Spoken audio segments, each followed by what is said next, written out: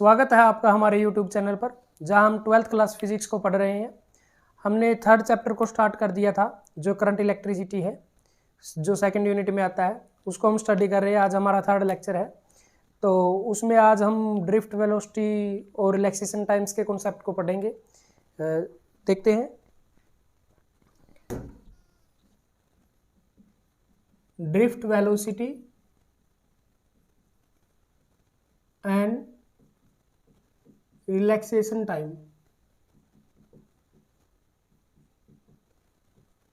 आज हम इसको स्टडी करेंगे, drift velocity and relaxation time को। देखिए, इससे पहले हम ये पढ़ लेते हैं कि करंट का मैकेनिज्म क्या होता है, फ्लो करने का मैकेनिज्म ऑफ करंट फ्लो क्या होता है। इससे पहले ये पढ़ना बहुत जरूरी है कि mechanism of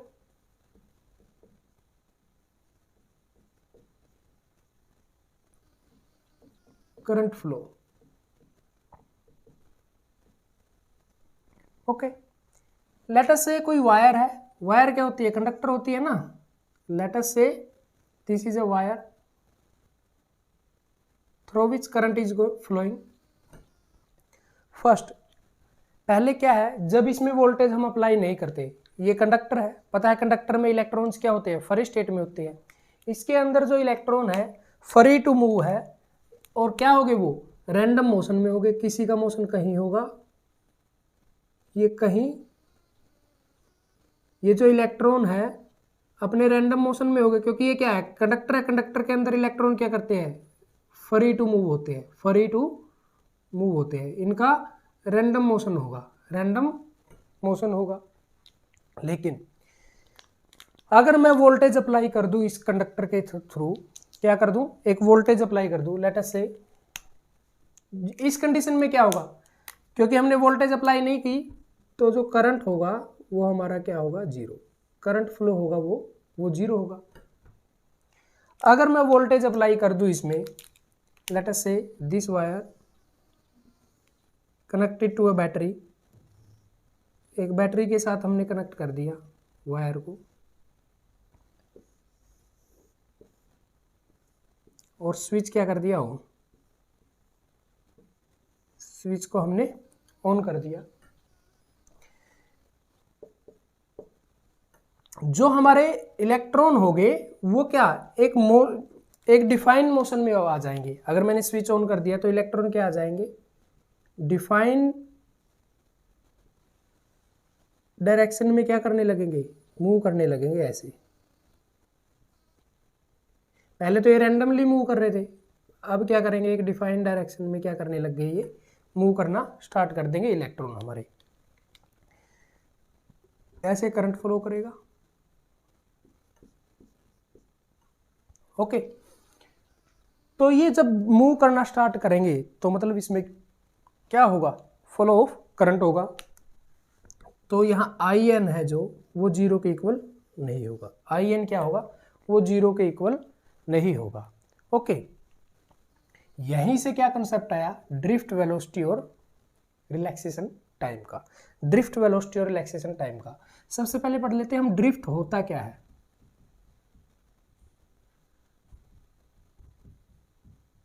continuous movement of particle slowly. मतलब कि कैसे मूव करेगा? स्लो मूव करेगा फ्रॉम वन प्लेस टू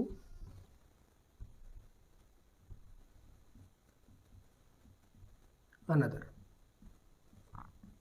किसी पार्टिकल का स्लो मूव करना from one place to another, और वो मूवमेंट कैसी हो? कंटिन्यूअस मूवमेंट, उसको बोलते हैं ड्रिफ्ट वेलोसिटी। ड्रिफ्ट बोलते हैं उसको, क्या बोलते हैं? ड्रिफ्ट।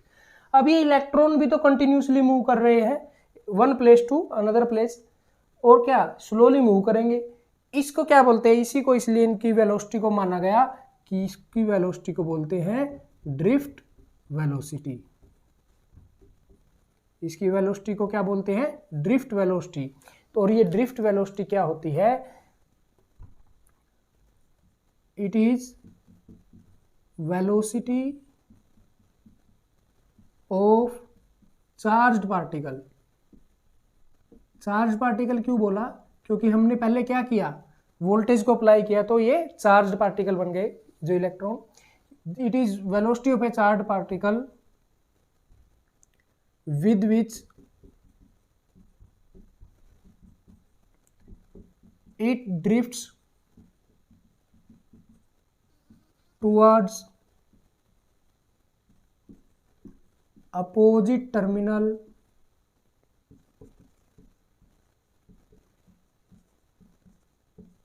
of battery. बैटरी के अपोजिट टर्मिनल्स की तरफ ये ड्रिफ्ट करते हैं। ड्रिफ्ट का मतलब क्या है? कंटिन्यूस मूवमेंट करते हैं, स्लोली और कंटिन्यूस मूवमेंट करते हैं, तो इसको ड्रिफ्ट वेलोसिटी बोलते हैं। इट इज डिनोटेड बाय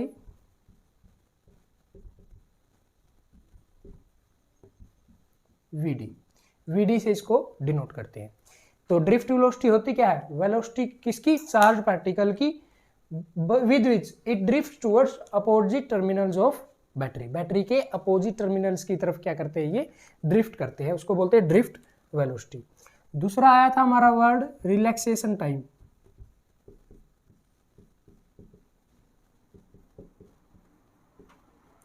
जिसको टाउ से डिनोट करते हैं। तो ये रिलैक्सेशन टाइम होता क्या है? ये रिलैक्सेशन टाइम होता है हमारा जब ये मूवमेंट करते हैं इलेक्ट्रॉन, तो इनका आपस में कोलिजन होता है। क्या होता है? आपस में कोलिजन होता है। जब ये पहली बार स्ट्राइक किए, फिर वही इलेक्ट्रॉन पार्टिकल दोबारा स्ट्राइक करेगा, उन दोनों के बीच का गैप होता है। इन दोनों के बीच का क्या होता है? गैप होता है। Time gap between two successive का मतलब लगातार, एक बार स्ट्राइक किया उसके बाद दूसरे स्ट्राइक करने में, two successive collision of electron या charge particle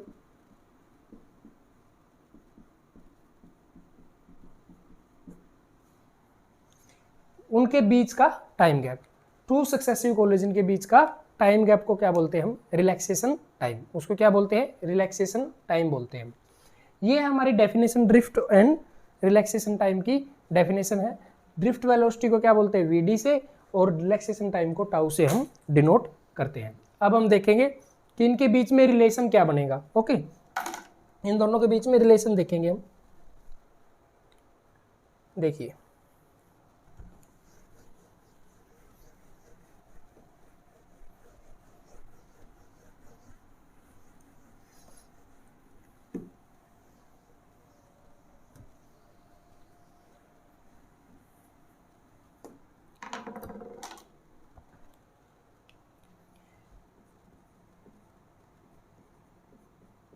relation between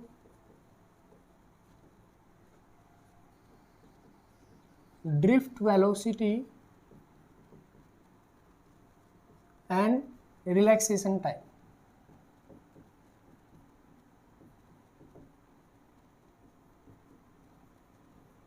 drift velocity को वीडी से हम डिनोट करते हैं, रिलैक्सेशन टाइम को टाउ से हम डिनोट करते हैं। तो इन दोनों के बीच में हमें रिलेशन दिखाना है, वो क्या होगा? देखिए, फर्स्ट देखते हैं हम, when voltage is not applied. जब तक हमने जो देखा था, वोल्टेज को अप्लाई नहीं किया था, बैटरी को हमने इसके साथ नहीं कनेक्ट किया था, या फिर स्विच को ऑन नहीं किया था, तो उस टाइम वेलोसिटी क्या थी हमारी? ड्रिफ्ट वेलोसिटी क्या थी? वो ड्रिफ्ट वेलोसिटी क्या थी? जीरो थी, क्योंकि वो तो अपने मोशन में थे, ड्रिफ्ट वेलोसिटी की तरह नहीं थे वो क्या थे? Drift velocity. तो initial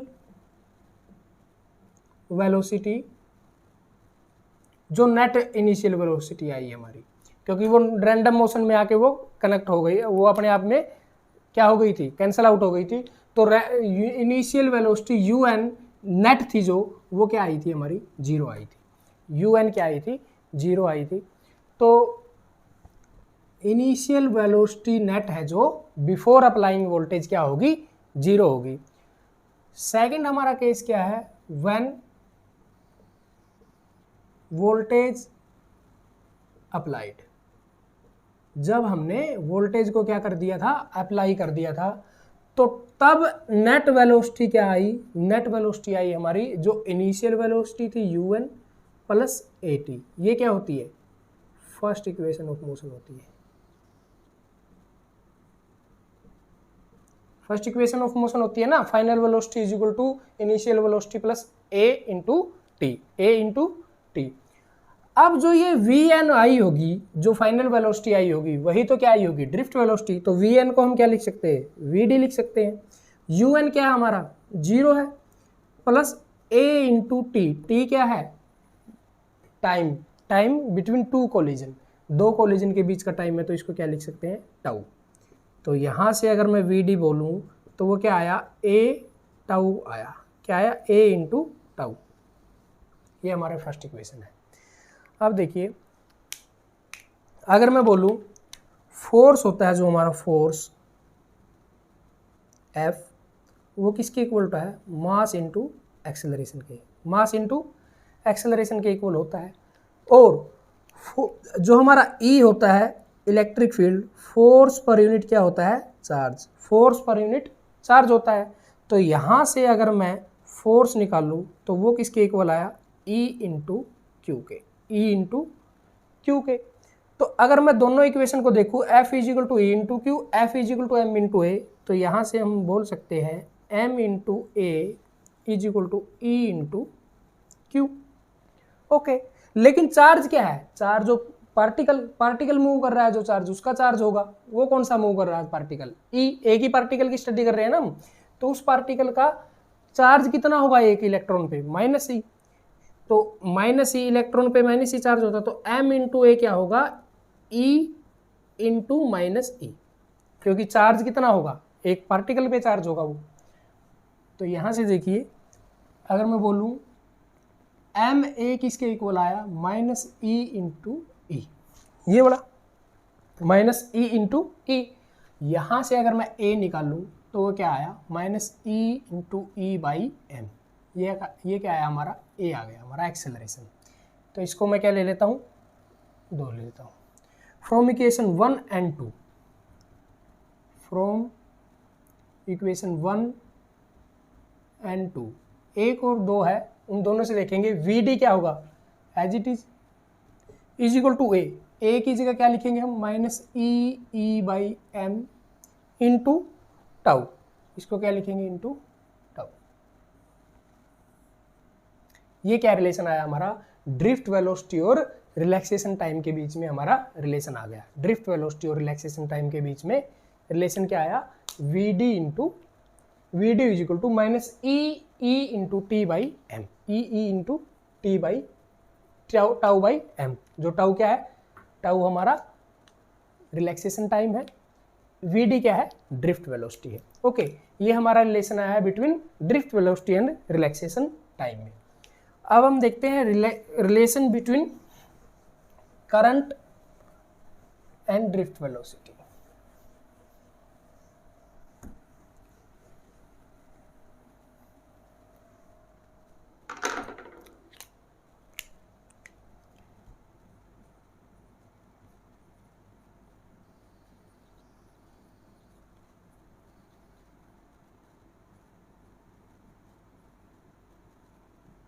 current and drift velocity के बीच में हम रिलेशन निकालेंगे। देखिए,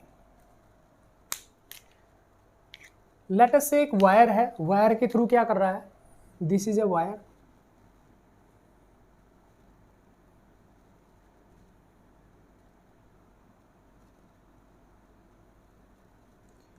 ये इसका क्रॉस सेक्शनल एरिया है, जिसको हम ए से डिनोट कर सकते हैं। क्रॉस सेक्शनल एरिया को किससे डिनोट किया, ए से।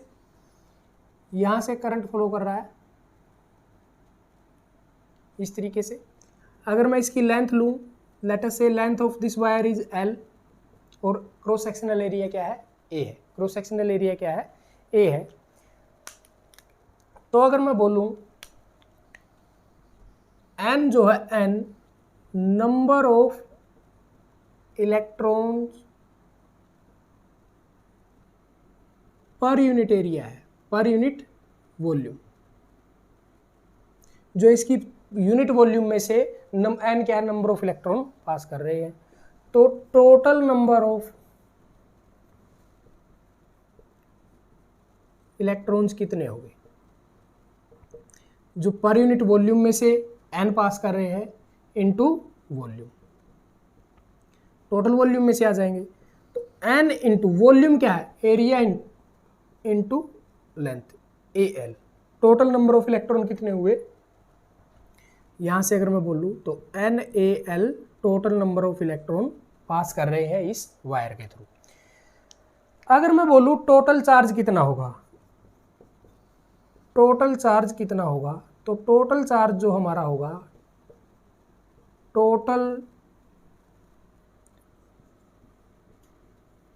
Charge of one electron